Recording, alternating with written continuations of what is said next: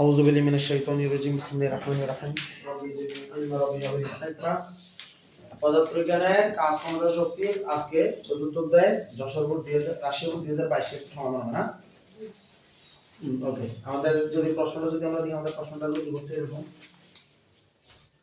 Russia board 2022 কাজ ক্ষমতা শক্তি এখানে একটা বস্তু দেওয়া আছে 250 গ্রাম 250 গ্রামকে আমরা রাখতে পারবো না কি করতে হবে 250 ডিভাইডেড বাই 1000 তার মানে 0.25 কেজি 250 গ্রামকে 250 গ্রাম রাখা যাবে না কেজিতে নিয়ে যেতে হবে ঠিক আছে এরপর কি লেখা আছে আমরা বলছে একটা লম্বা দাগ দিয়ে এ বি সি তিনটা এ আছে এটাকে বলছে এ বিন্দু এটাকে বলছে বি বিন্দু আর এটাকে বলছে সি বিন্দু আচ্ছা দিল তারপর বলছে এ বি অনুপাত বিসি সমান 1:2 এবি অনুপাত বিসি ইকুয়াল টু 1:2 অর্থাৎ এটার মান যদি এক হয় এটার মান হবে কত 2 এরকম একটা অনুপাত দিছে তারপর আমার কি বলছে আর কিছু বলা নাই শুধু লিখে দিছে বস্তুটিকে যদি মুক্তভাবে ছেড়ে দেওয়া হয় বি বিন্দুতে আসতে 10 সেকেন্ড সময় লাগে এই বস্তুটাকে যদি এখান থেকে যদি ছেড়ে দেওয়া হয়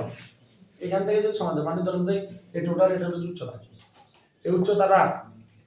এই উচ্চতাই রাখ ধরলাম যে এই উচ্চতার এই পয়েন্ট হলো বি মানে নিচে একটা পয়েন্ট হলো বি এতটুকু তো এখানে যদি এখানে এতটুকু আসতে সময় লাগে 10 সেকেন্ড বাকিটার কথা বলে নাই আমার জাস্ট এইটুকু আসতে লাগবে 10 সেকেন্ড এটুকু আসতে লাগবে কত সেকেন্ড 10 সেকেন্ড আমরা যদি ইয়ার মধ্যে যে আমার এই দুই জায়গাটার জন্য 10 সেকেন্ড লাগে এই জায়গাটার জন্য 10 সেকেন্ড লাগে 10 সেকেন্ড লাগে তো কোন একটা বস্তুকে ভূমিতে যদি ছেড়ে দেওয়া হয় মানে পদার্থ বস্তুকে যদি ছেড়ে দেওয়া হয় তাহলে সেটা আসতে যে সময়টা লাগবে এই মানে কোন সময়ে সে যতটুকু আসবে সেটা হলো u plus half of u square যেখানে হাফ ইউ টি দরকার নাই পরমাণু বস্তুর জন্য হবে যেটা কত 0 তাহলে এই চিজগুলো হাফ অফ কত জি স্কয়ার তাহলে হাফ অফ জি মানে কত 4.9 হাফ অফ জি মানে কত 4.9 টি স্কয়ার মানে কত 10 স্কয়ার মানে কত 100 তাহলে 4.9 গুণ 100 মানে সুতরাং এই চিজগুলো হলো 490 মিটার এই জায়গাটা যদি 490 মিটার হয় তাহলে এটা কত 490 মিটারের দ্বিগুণ না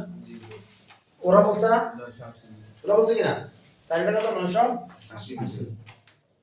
980 মিটার তাহলে 980 তে 490 যোগ করলে কত 1470 মিটার তাহলে ইন টোটাল আমাদের যদি হোল উচ্চতাটা জিজ্ঞেস করা হয় এটা হলো কত 1470 মিটার এটা বোঝা যাচ্ছে কিনা এখন আমার কাছে চাইছে কি আমার কাছে চাইছে প্রথমে চাইছে কই বস্তুটিকে সি বিন্দুতে এ তে নিয়ে আসতে কাজের পরিমাণ নির্ণয় করো সি থেকে এ তে নিয়ে যাবা কাজের পরিমাণ সি থেকে এ তে নিয়ে যেতে সি থেকে এ তে আনতে কাজের পরিমাণ সমান এ বিন্দুতে বিভব শক্তি এবং যদি কি সি থেকে আই কোন একটা কাজ আমি কোন একটা বস্তুকে কোন একটা ইয়া থেকে আমি লাল কলমটাকে যদি আমি কালো কলমের এখানে যদি এভাবে তুলি আনি তাহলে যে কাজটা করছি এটা হলো এই বিন্দুতে যে আসে যে শক্তিটা আছে ওই শক্তিটার সমানে কাজ করছি কথা বোঝা যাচ্ছে তাইলে এখানে এই শক্তির হলো মূলত এখানের জন্য কি এই বিন্দুতে বিভব শক্তি সি বিন্দু থেকে নিয়ে আসতে যে কাজটা হবে সেটা হলো এই বিন্দুতে তার জমে থাকা বিভব শক্তি এই বিন্দুতে বিভব শক্তি কত mgh যে কোনো বিন্দুতে বিভব শক্তি কত mgh তাহলে এর মান হলো 0.25 0 মান 9.8 h এর মান হলো 1470 কত আসে 360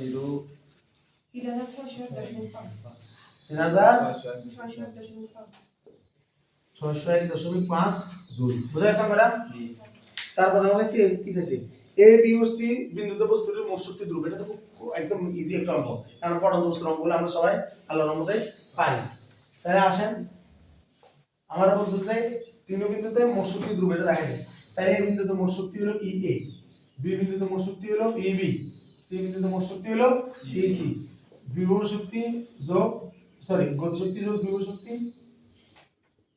মোট শক্তির একটা নাম আছে যান্ত্রিক শক্তি মনে আছে তো একটা নাম কি যান্ত্রিক শক্তি এটা আমাদের একটা হবে বি বিন্দুতে গতি শক্তি বি বিন্দুতে বিভব শক্তি বি বিন্দুতে সি বিন্দুতে গতি শক্তি সি বিন্দুতে বিভব শক্তি অলওয়েজ এ বিন্দু মানে কি একটা নির্দিষ্ট উচ্চতায় কোন বিন্দু স্থির থাকে না, কোন ভূমি থেকে এই উচ্চতায় কোন বিন্দু স্থির থাকে, ওই বস্তুর কি কোনো গতিশক্তি আছে?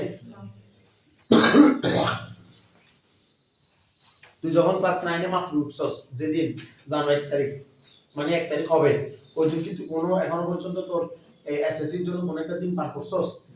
কোনো পার করছিস না। তাহলে সমস্ত দিনগুলো তোর জন্য কি বিভব না, তোর জন্য ভবিষ্যৎ।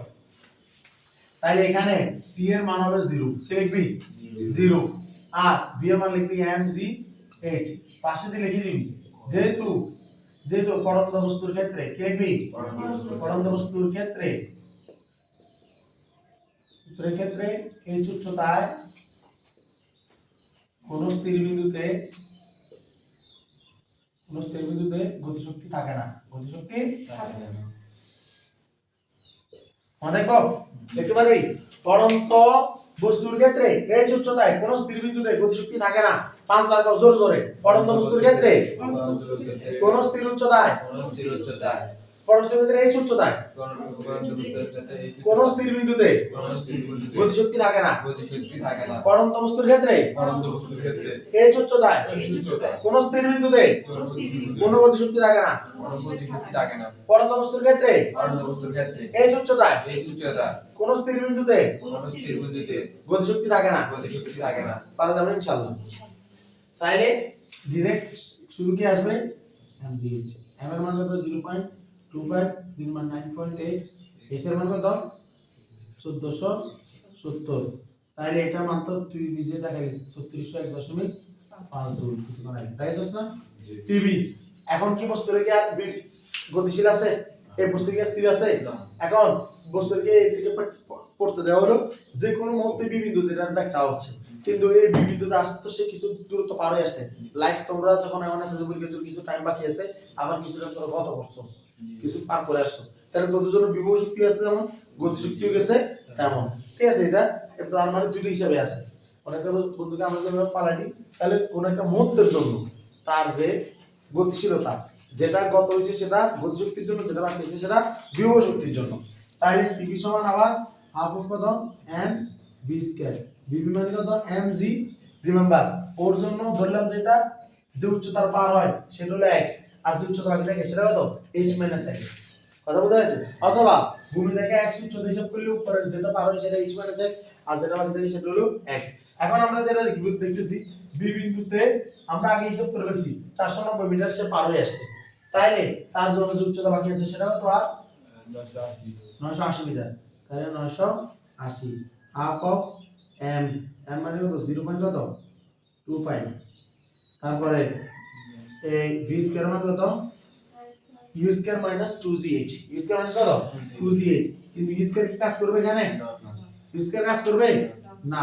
তাহলে 2g 9.8, h কোনটা যেটা পার হয়ে আসছে, কোনটা পার হয়ে আসছে 490, কত পার হয়ে আসছে 490 প্লাস m এর মান কত 0.25, এই g এর মান কত 9.8, আর এটা কত 980।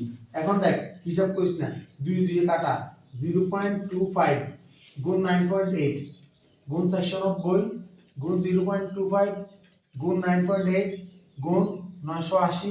এখন 0.25 গুণ 9.8 এটা যদি কমন নিই 490 যোগ 980, যেটা আবার আগের এটাকে মিলে দিব। কথা বুঝছস? তার মানে আগে থেকে অঙ্কের আসবে आंसर আসবে কত 3601.5 জুল। তো এই কারণে আমি বলবো যে তোরা একটা কাজ করিস, সেটা হলো 0, এই যে এটা হাফ অফ m যেটা রেখে দিস, হাফ অফ m যেটা হাফ অফ m এটা রেখে দিস, আর বাকিটা নিয়ে কাজ করিস। হাফ অফ m টা কি এখানে রেখে দিস, আর এখানে m যেটা রেখে দিস, m যেটা রেখে দিস। তাহলে কি হবো ওই পিছে आंसर বইতে তখন কি হবো সুবিধা হবো m এখানে তো 2 রেখা রাখি, তাহলে m গুণ 9.8 690 আর m গুণ 9.8 গুণ 980। তাহলে m মানে 0.25 এটা কমন দিলাম, 9.8 কমন দিলাম, 690 যোগ 980 আমরা কত হলো দুটো কাটাকাটি করি, তো তার হিসাবে দরকার নেই। কথা বোঝা যাচ্ছে? কথা বোঝা যাচ্ছে না? পারা যাবে না এটা? ইনশাআল্লাহ পারা যাবে ইনশাআল্লাহ। ইসলাম বুঝছো না? মিথ্যা কথা বলিও না, তুমি তো এটা নজরে দাও নাই, কাজে বুঝছো নাই। এবার লাস্ট সি বিন্দুতে, সি বিন্দুতে এবার কত, সি বিন্দুতে হলো পিসি, তাহলে টিসি যোগ কত বিসি, টিসি মানে কত half of M B square, BC মানে কত, বিসি মানে কত এম জি ইনটু 0, পাশে দিয়ে লিখে দিতে হবে, ঠিক আছে। পড়ন্ত বস্তুর ক্ষেত্রে ভূমিতে কোনো বিভব শক্তি থাকে না, কি লিখবি, পড়ন্ত বস্তুর ক্ষেত্রে, পড়ন্ত বস্তুর ক্ষেত্রে, ভূমিতে কোনো ভূমি শক্তি ক্ষেত্রে ভূমিতে কোনো বিভব শক্তি থাকে না। তুই হলকে রহলে যদি বলবি কি তোর আছে হলকে আর কোন টাইম আছে, মানে দেখো তাহলে half of m 0.25 V square মানে কত 2gh, কত 2, পড়ন্ত বস্তুর ক্ষেত্রে ভি স্কয়ার মানে কত 2gh, এবার 2 9.8 h এর মান কোনটা যেটা পারে আসছে, সেখন পুরোটা পারে আসছে না 1470 আর যোগ 0, এটার মান কত 0, তাহলে এই যে 0.25 গুণ 9.8 গুণ 1470 আগের মানটা না, সেটা কত 3601.5 জুল। তার মানে প্রত্যেকটা বিন্দুতে মোট শক্তি সমান আছে কিনা, পারা যাবে না ইনশাআল্লাহ, এটা বুঝা গেছে না আল্লাহর মধ্যে, ইনশাআল্লাহ আল্লাহ তাআলার মধ্যে সাহায্য করুন। আসসালামু আলাইকুম ওয়া রাহমাতুল্লাহ।